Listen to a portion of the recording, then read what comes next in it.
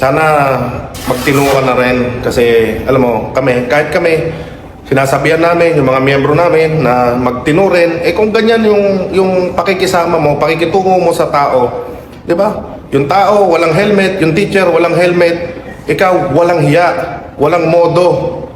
Di ba? Salot ka sa mamamayang Pilipino. Hindi naman na pagdidisiplina yung ginagawa mo, pamamahiya ng mga Pilipino. Lalong-lalo na, teacher, doktor, pulis, pinapahiya mo, tarantado ka.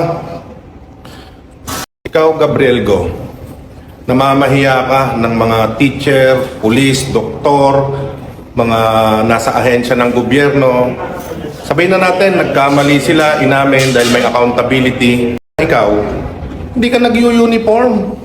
Isuot mo yung kulay blue na uniform ng MMDA, mag-boots ka, at magsuot ka ng sombrero para matakpan yung bunbunan mo. Gusto mo, ikaw lang sinusunod, napakasiga mo sa kalsada.